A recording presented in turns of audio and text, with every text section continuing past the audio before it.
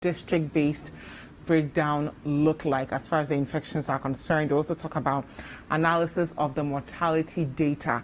So as we stand now, we have about 22 people who have unfortunately passed on.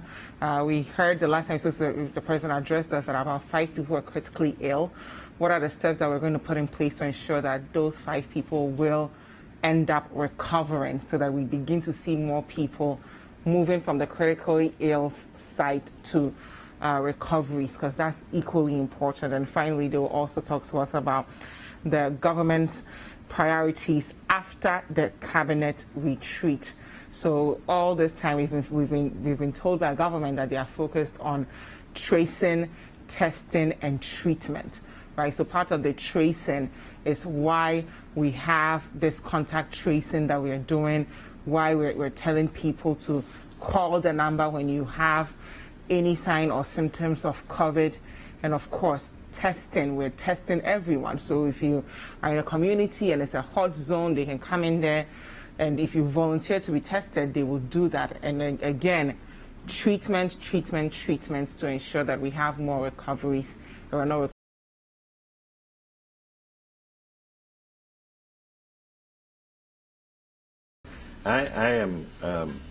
I wish they would enlighten us a little bit about the treatment protocols that they have. I've heard suggestions of azithromycin and hydroxychloroquine. There's a lot of research that suggests that the hydroxychloroquine is absolutely useless. It will be interesting to find out what treatment protocols we are using, and why it is that our recoveries are so slow. I don't know enough to be able to dive into the matter, but our recoveries are slow. Initially it was like, well, it's to be expected because they are doing deliberate 2 double negative, results before they declare you recovered. But we've been in this for some time now, so we should be seeing the numbers going up considerably, but we are not. So the question is, and then of course, you know that the mandatory quarantine group, we've not seen any recoveries as per the figures that they've brought. We've not seen any recoveries from that group, the mandatory quarantine group. Is that 1,000? Yes, that 1,040. 1,000. Well, 1,040 if you had the people from up north. Yes. So there was about 115 people who were in that group. We've not seen what's happened with those numbers. Maybe they've recovered, but we do it, as per the data that we have so far, it's not been reported that they are part of it. So what does it mean? I think they're going to be explaining some of those things for us, and then definitely, the president said in his speech this weekend, I chaired a 3-day cabinet retreat at Pedriasi Lodge to examine in detail measures aimed at reviving and strengthening our economy. I'm happy to reiterate that government is putting in place a resilient and all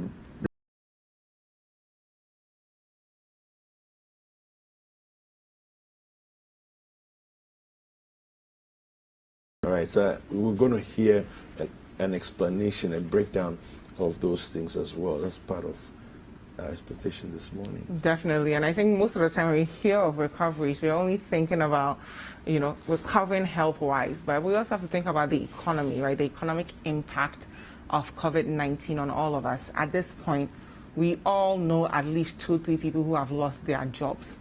And even before COVID-19, we had a big unemployment problem on our hands as a country that we're trying to deal with. So what are the steps we're going to take to ensure that all the people who've lost their jobs will also be fine post-COVID? Because granted, Africa, in spite of all the stats being thrown about, may not go through the kind of experience we've seen some developed countries go through, where thousands of people die in weeks, right? But the economic implications of COVID-19 may potentially be worse here than it will be in the developed countries. So what are the steps our leaders will be taking to ensure that we won't, die from poverty before COVID catches us, and that we'll be fine. We'll find a way to get back on our feet. So throughout the presser with the Ministry of Information, if you have any questions about a specific thing they talked about that you'd want more clarity on,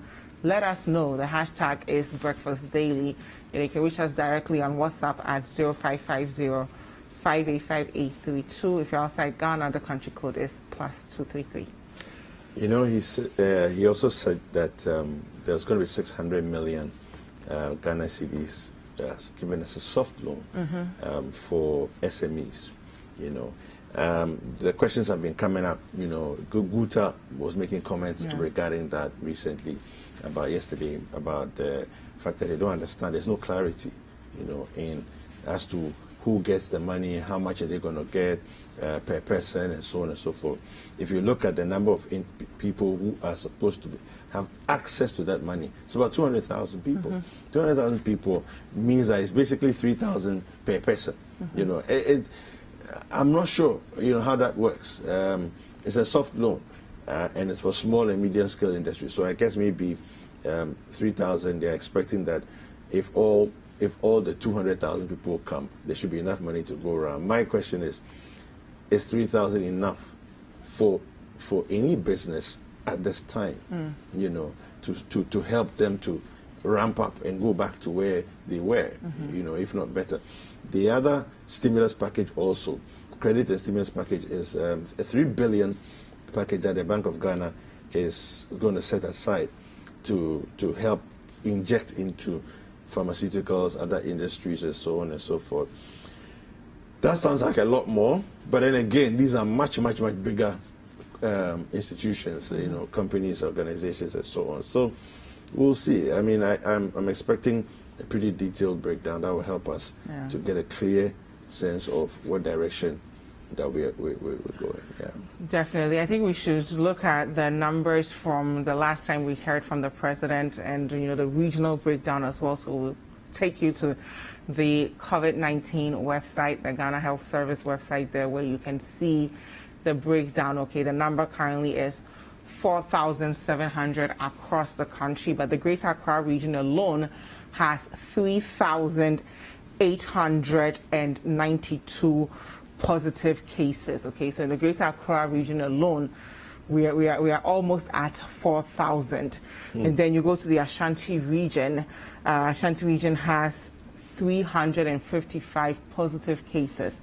Then you go to the Central region. The Central region has 127 cases, and I like that Central region number because that was around the time we had our partial lockdown. We were just a little over 100 positive cases, and it seems as though everyone was on alert because we had seen the movie in other countries, and we didn't know what to expect in Ghana. We've seen countries that had better health infrastructure than us, more resources to throw at the problem. And I think the lesson we learned from the experience were that sometimes it's not just money that will get you ahead, but actually doing the basic things right, speaking to your people, letting them understand the gravity of the problem, and asking everyone to comply. It was around this time that we saw the cleaning exercise around our markets, where all the market leaders complied. And I think it's really sad today that we're hearing of police beating up market women when we have a history of just a few weeks ago working directly with our market women to achieve whatever results we wanted to get through. So you go to the Eastern region, and we have 99 positive cases. Western North region, 56 cases. Western region, 49 cases. Volta region, 32 cases. Upper East region, 26 cases. Oti region, 24. Upper West, 21. And we have Northern region, 16. Northeast, 2. Bono region, 1. Savannah, fortunately, 0. Ahafo, 0. And Bono East as well, 0. So what will be interesting is how do we also protect these regions that have not yet recorded any cases? How do we contain the spread from Greater Accra to the other regions, and how do we also protect the other regions from getting COVID so that we at least deal with it here. And there were a lot of conversations last week about us getting to our peak and not. And I think we'll all be relieved when we hear from the Minister of Information, we hear from the President, and the numbers are going down. There are no more positive cases to be recorded, and we have more recoveries happening. Then we really know that we've already gone through the worst and that everything is coming back down to normal. But we get to that stage by all of us prioritizing the basic things that we have within our control. Washing our hands with running water and soap, putting on a face mask wherever we step out, practicing social distancing. Don't only wait till you see signs and symptoms of COVID, because we know that a lot of the positive people are asymptomatic. So whoever you meet, pretend that person could be positive, but they are asymptomatic. By all of us collectively doing what we need to do to beat COVID, we will see that the numbers will just gradually start to come down, because no one is getting positive cases anymore, and then we'll be able to get back to what life was like before COVID. Yeah. I just want to talk about the aspect of the numbers as they come in, the daily numbers, looking like they are dipping, okay? Even though the total case count is going up, the issue is more of the rate of increase. All right, but the Ministry of Information has begun the presser. Let's go there and join them.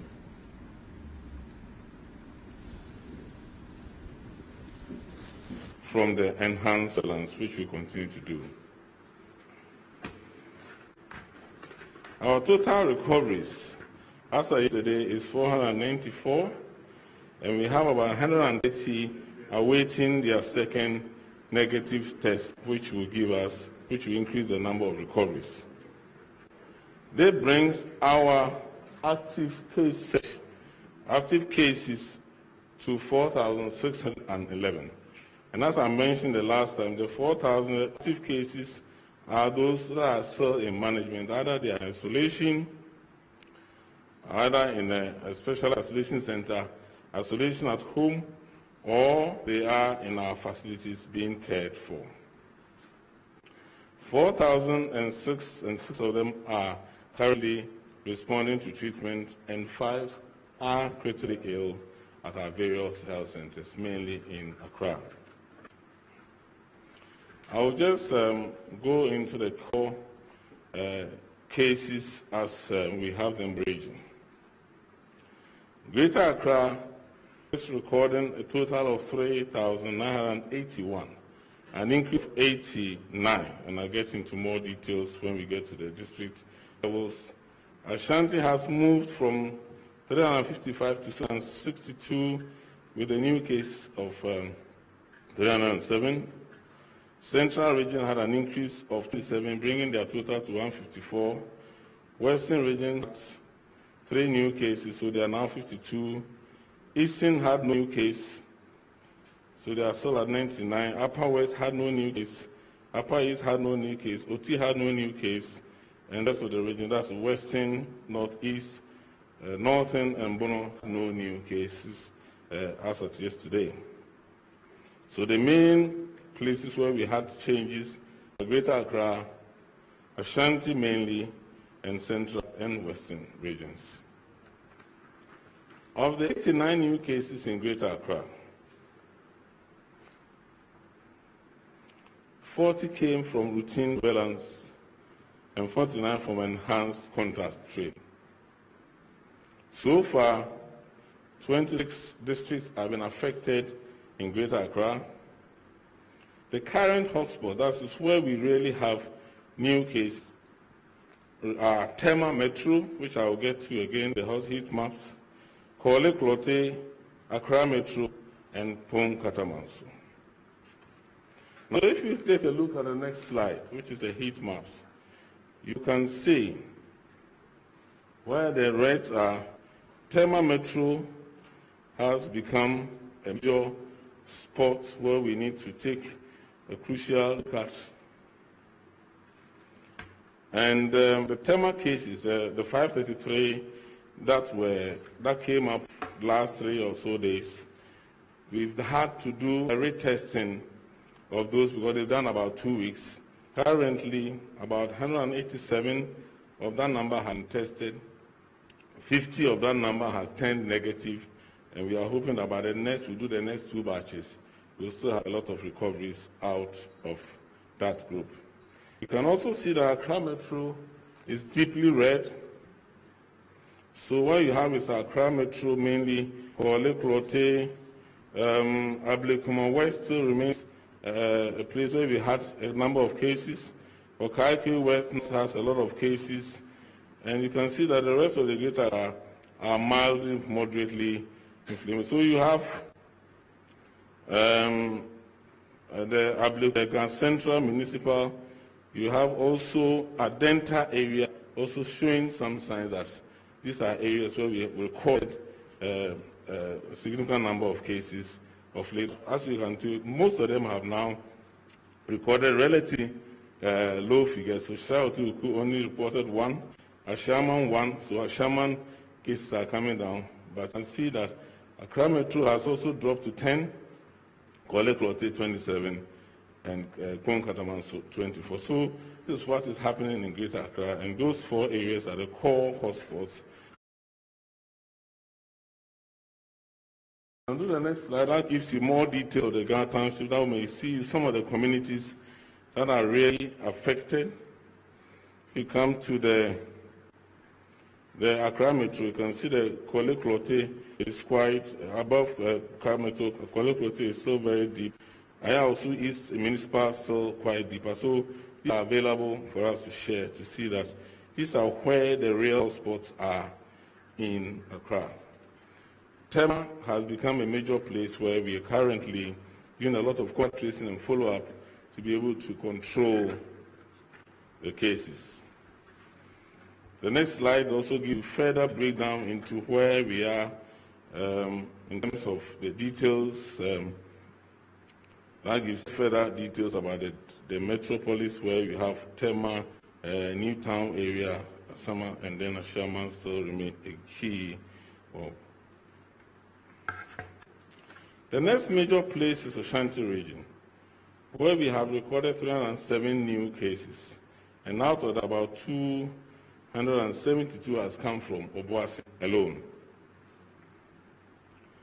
The areas affected in Obuasi are the Central Market, Wabaso, and Asonkori area, and a few miners has also been reported with cases. This is a case of the Central Market, a case of a couple who were positive, known and had been trading and working with people for the past 2 weeks, and we found their immediate contacts, 17 of their immediate contacts being positive, and that has led to the spread in the market. As we speak now, the market has been closed so that contact tracing and cleaning and disinfection will take place. Currently, Kumasi reported only 5 cases. Ofori Road is another main area where we've recorded 25 cases, and in Kawe 5. So now Kumasi Metro cases are coming down. Obuasi is going up, and in Kawe. So that tells us that some of the dynamics of the large groupings where congested, the Central Market and the Lorry Park is a very congested market. So any case there can lead to a quick flare-up. And so currently, our teams, we have a team of about 40 teams of contact treaters trying to quickly mop up the cases and isolate. Currently, I've put about 45 of them in isolation. The rest are home isolation. Today, a significant number of those who can self-isolate will be moved to an identified isolation center this morning. So if you look at the maps in Kumasi, the country region, you can see that in Kumasi Metro, it is more at the center of Old Tafo, Ofori Chrome, and the Kumasi municipality and metropolis itself, where we had a significant number of cases. But the peripheral areas remain quite in isolated cases. That has been. So this what shows you particularly in Kumasi. The next one extends for you to see Obuasi, where we have the Obuasi Municipal, where the majority of the cases are in Obuasi is where you have them. And then also have the Adansia Sukwa, where you also have a few cases springing up there. But these are all interlinked districts where we have people living and moving between them. So Obuasi becomes, remain now, probably the hottest spots where we have a massive case search and identification going on. The next slide also gives you further details of what I've already explained. In Kumasi, you see all those areas that are there, Swami, Old South, Old Tafo. These are all areas where we have Kwadasi Municipal, where we are reporting some cases, and that of the Chrome is more detailed.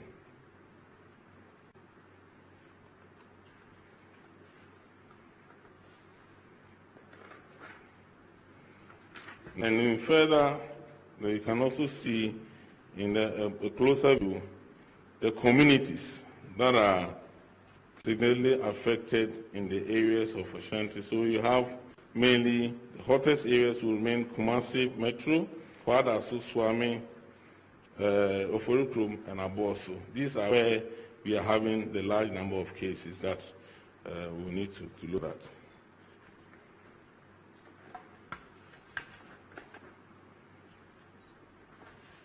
I think these are all additional slides that shows the details of where the cases are, including the communities where we are having to, and we are imploring all to take note of this and make the necessary adjustment to their lifestyle to be able to reduce spread. Workplace has become another important area, and as you can see, all the new hotspots are coming from hot workplaces, and so we need to ensure that what we do to help workplaces, creating the necessary space, hygienic environment is extremely important. Social distancing, even within the workplace, is extremely important if you are to be able to contain. If we didn't have hotspots, the number of cases, as you can see, would have significantly dropped. So the next stage of our fight will be working more on hot spaces and identifying these areas, and also creating the necessary protocols and enforcing some strict adherence. When it comes to Volta region, we don't have maps there, but the hottest spots in Volta region have been Seketi South with 21 cases, Pando has 1, Hoho and Ho has 4 cases. New cases came from routine surveillance in Ho, when someone presented with breathlessness, non-hypertensive, and hypertensive. So that's just the only new case that came up. But overall, this is where the most of their cases are in this 4 region. Of the 27 cases in Central region, the affected districts are KEA, where there's a major enhanced surveillance going on to be able to identify and also contain. We have Cape Coast, Ejumakun, and Ewim. Currently, about 148 fishermen were under quarantine in Mori. They have completed their 14-day follow-up. 3 tested positive, and they are currently in our isolation center awaiting recovery. Honourable Minister, this is what I've. Thank you very much.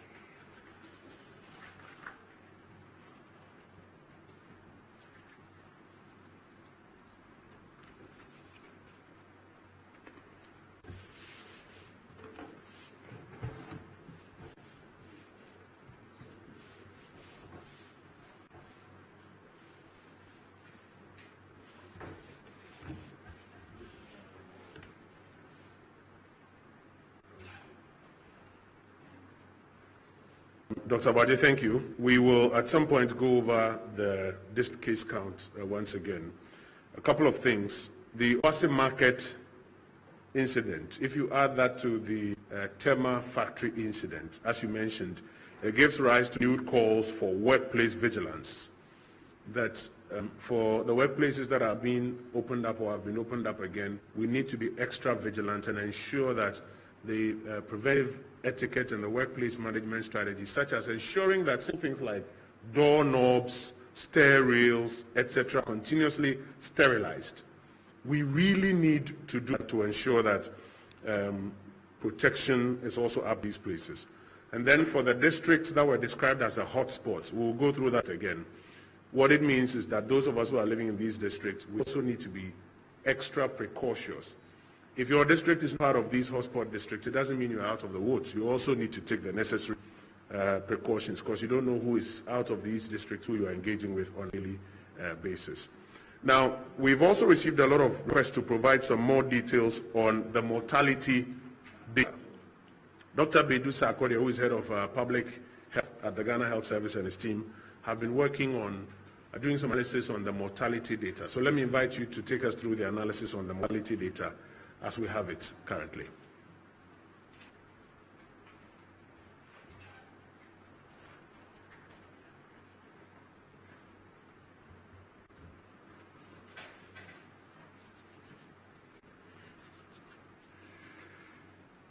Thank you very much, Honorable Minister.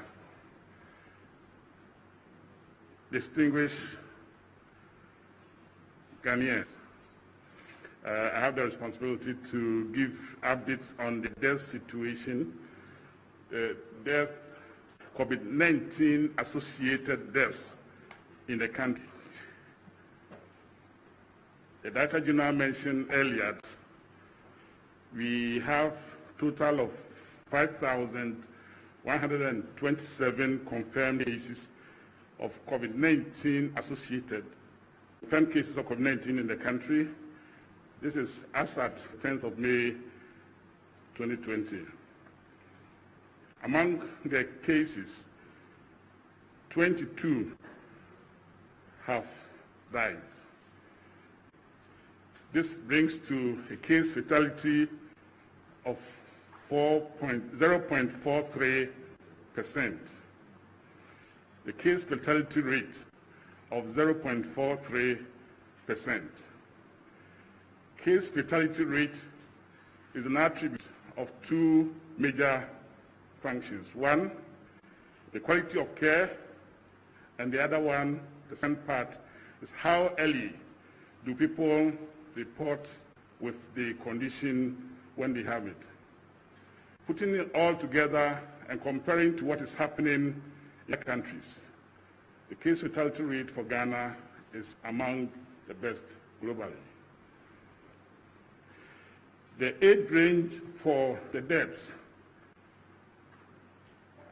is from 9 years to 82 years. The youngest is 9-year-old and the oldest 82 years. The mean age is 55.5 years and the median age 58 years. I've mentioned the mean and median. Those are interested very much in statistics. The median age for the male, mean age for males is 52.4 compared with 58.1 for females. Clearly, there is clear preponderance of the deaths for the males, and the death rate proportion or the ratio of the male to female is 2.14 is to 1.00. Males are also having highest number of deaths in all age groups, with the exception of 25 to 34 years, where death rate is the same.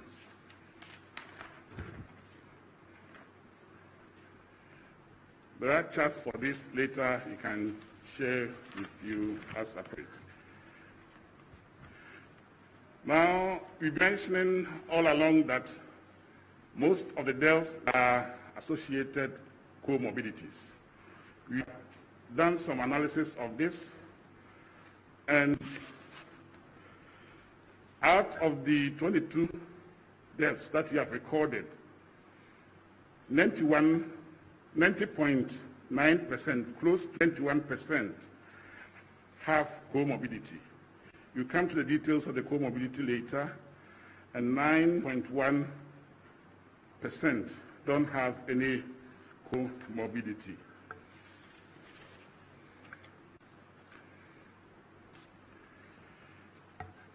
If you just do a bit of breakdown, out of the 22, only 2 had no comorbidity. That comes up to the 9.1%. 16.6 had 1 comorbidity. 63.6 had 2 comorbid conditions, and 13.6 had 3 or more comorbid conditions. Let's remember that one person can have more than 1 comorbid condition at a time.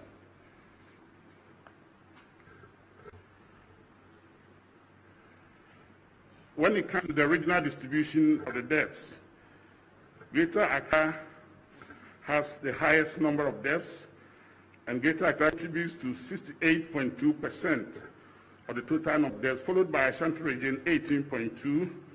Next, Upper East 9.1%, Northeast region 4.5%. With the various comorbid conditions, hypertension is the greatest, is the highest in number, and contributes up to 72.7% of the various comorbid conditions, followed by diabetes mellitus, which is 44.5%, chronic liver disease 9.1%, asthma 9.1%, obesity 9.1%, stroke 4.5%, prostatic conditions 4.5%, acute kidney injury 4.5%, interstitial pulmonary disease IPD 4.5%, and congestive heart failure 4.5%. So clearly, these are the situation of fatality among the COVID-19 associated deaths in the country. I mentioned COVID-19 associated death because causality has not been established, and whether it was the COVID or this comorbid condition that resulted in death, we have not done autopsy in these conditions, and we cannot establish that yet. Thank you very much, Minister.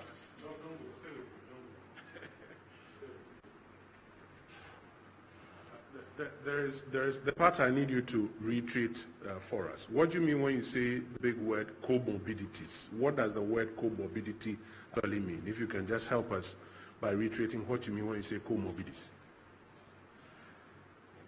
Thank you once again, Honorable Minister. We have 22 deaths associated with COVID-19 disease. And indeed, the assumption is that with this association, people think that automatically the cause of death is COVID-19. There are other conditions that these people had the time that they went to the hospital. The condition became severe and died. Indeed, for some of them, they spent less than 24 hours within the hospital while being investigated. It came to light that this severe condition, people in the terminal stage 5 and short of breath. Let's also think about COVID and take sample for testing. And indeed, for quite significant number, the report came several days or a few days after the person has died. So you say comorbid, the person was confirmed as a COVID-19 case because there were reason to take sample, some taken, sent to the lab, and then came out to be positive. These people had other severe health conditions that equally or more potentially also very life-threatening, and even more life-threatening than the COVID, because the two are related. We think that we cannot exonerate COVID as of death, but then the other conditions also, you cannot exonerate that. So those conditions are associated, and that's why I'll be using those words very carefully, that COVID-19 associated deaths. People always think that COVID-19 killed such people. It could be the other way out. And as much as possible, the best way to get that done is to do autopsy for the pathologist to come out clearly at the cause of that. Most of this work has not been done. Whether you do it or not is you decide to decide, because it also has implications with regards to spread. Can do it if we take the necessary precautions for the pathologist in going in for mass autopsy examinations. So comorbid means that these disease conditions are associated with the COVID-19, and it's difficult to say which one indeed was the cause of death. And when they are present, they worsen the prognosis or the outcome of the COVID-19. Even if the COVID-19 should be the cause of death, the presence of such conditions makes it more threatening. The likelihood and the chance for that person succumbing to the disease is high. Thank you very much, Honorable Minister. Thank you. Yes, sir, you can. Thank you very much, sir, for that education on comorbidity. And another key point he makes is that he's talking of an associated relationship, not a causal or a causative relationship. I think for those who studied statistics, you may also want to hide that a bit more. But thanks for that education. I want you to quickly put back up on the screen Dr. Patrick Abuaje's presentation, the first two slides. There were some things he went through quickly, but I need us to reiterate. For example, the total number of samples tested so far, as at close of business yesterday, which is the 11th May, total number of samples tested so far is 161,203. And now the positives sit 5,127. Now, I noticed, just as I was on the phone, that one of the networks is reporting that our case count is now 4,600. No, it's not the case. The case count is 5,127. The case count refers to all persons who ever tested positive. It doesn't matter whether they have recovered or whether they have unfortunately passed on or whether they are still active. But the case count refers to everybody who has ever tested positive. That is the 5,187 that often people see and get scared. The Ghana Health Service is also providing some more data on what they call active cases. That is case count minus those who have recovered, minus those who unfortunately have passed on. So those who currently are positive, that is the 4,611 active cases. So for the networks that are reporting that our case count has dropped to 4,600, no, that's not correct. The case count is gone up is 5,127, but the active cases, that is when you take out those who have recovered and those who have unfortunately passed on, that's how come you went to 4,611. We have 494 recoveries. That's one point I just want to reiterate. Point number two I want to reiterate is that we have had between the 4,600 and the 5,127, we have had a jump of 427. 89 of them are from the Greater Accra region. He highlighted what he called hotspots. I'm going to go through the whole list. 89 are from the Greater Accra region. That 89, this is the breakdown. Kole Klote, 27. Bon Katamanso, 24 new cases. Accra Metro, 10 new cases. Adenta, 4 new cases. Ganorth, 4 new cases. La, NMMA, that's Nkwantanan Municipal Assembly, 4 new cases. Kerma West, 4 new cases. Okankwe North, 3 new cases. Ablekuma West, 3 new cases. Ladadiko Topon, 2 cases. Gan Central, 2 new cases. Ashaman, 1. Chaiwo Sudoku, 1. This is in addition to the 3,892 cases that were already in the Greater Accra region from different places. So we are provide this breakdown and stressing on this, that people have to take extra care, particularly in some of these areas that we are speaking about this morning. Don't take it for granted. Take this seriously, take extra care. Eastern region has recorded no new case beyond the 19 that already exist. Central region, 27 new cases. Cape Coast was 12, Ejumakon was 1, Ewim was 1, Elna was 3, Abrim Agona was 1, KEA was 6, Bar Salvation Army headquarters area was about another 3. That's exactly a district, but it was described as such, so maybe we'll have to get in district. Western region, new cases from the Sekondi, Takrady Metropolitan Assembly. Upper West, no new case. Volta, 1 new case in Ho. Ashanti, 307 cases, out of which 272 is coming from Obuasi. And for Obuasi, a good chunk of it is being traced to the central market, where a couple were positive and through their interactions with others have passed on. So again, we make the point that we have to take extra care, particularly in the workplaces and markets. So our mothers, to our sisters out there in the market, some who say when they wear the mask they can't breathe or it's not comfortable, you need to take these precautions to protect your very lives. And then I think that will make up the difference of 127. So that's just a quick update on that one. We're going to take questions shortly. Today's brief is a pretty simple one. Before we do that, though, let me give you a quick update from the cabinet retreat that we mentioned on Thursday. We're heading for. The president mentioned that he had chaired the retreat and headlined a few of the things. Now, out of the past week, President Akufo-Addo led a cabinet retreat to examine the impact of COVID-19 so far on the various sectors of governance. This follows initial estimates presented by the minister responsible for finance that Ghana's projected growth was to take a hit from the initial about 6% projection down to anywhere between 1.5 and 2%. We're also going to take a hit on the macro-fiscal position, and therefore we need to make some adjustments. All ministers had an opportunity to present an update on how the COVID-19 was affecting their sectors and what it would take to recover from the slowdown occasioned by the pandemic. After deliberations, the government decided as follows. Among other things, the finance minister ensured that the macro-fiscal slippages occasioned by the pandemic were reduced to the barest minimum. It has become obvious, however, that this year's deficit will exceed the 5% of GDP that we have all been trying to work towards.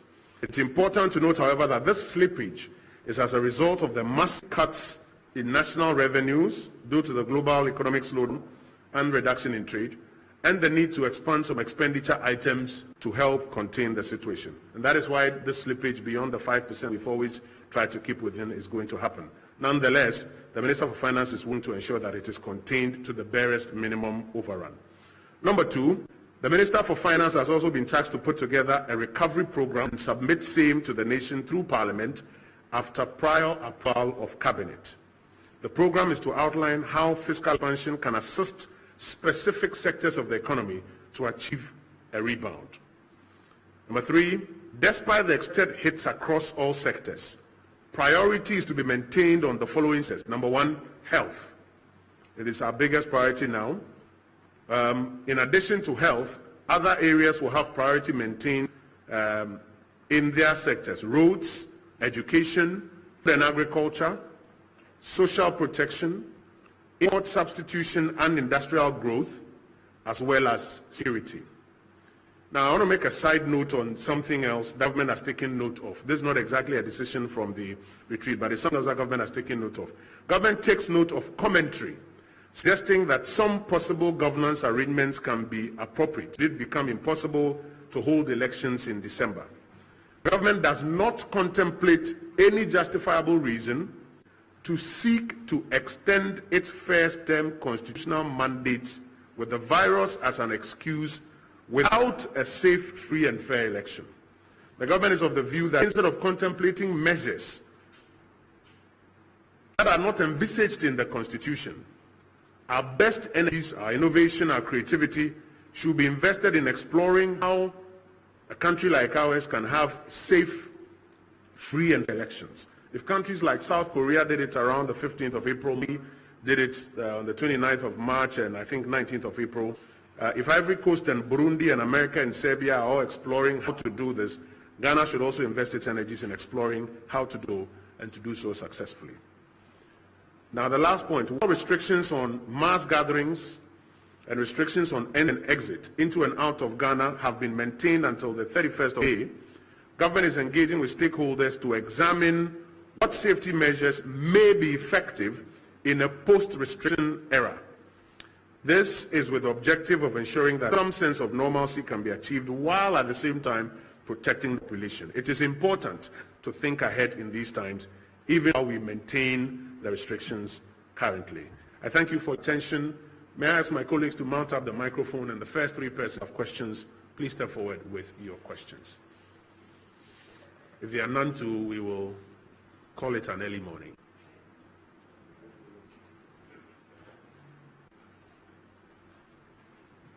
Do we have a third taker? Or these are the only two questions for the morning? Yes, Komla, let's start with you. Thank you very much. My name is Komla Adoka, Joy News. A couple of questions, actually, but I'll try and make it easy. So, the President mentioned that there were some incentives and allowances for frontline health workers. It doesn't appear that there's a clear demarcation of a criteria of who qualifies to benefit from this. I say this because on Sunday we had someone sending a text into a show the minister was on that he drives the contact tracers around, to carry out the activities, but it's not too clear if he falls category of frontline health workers. So the Ghana Health Service Director General, you'd have to help us with this question. And also the environmental workers, they say they are those who supervise the disposal of people who die from COVID-related ailments, but they have been left out of this computation of frontline workers. Only yesterday, a colleague of mine from the Ashanti region, Kumasi, filed a report where they had a press conference raising these concerns. They talk about the fact that they do not even have PPEs to work with. So I don't know if you want to address that.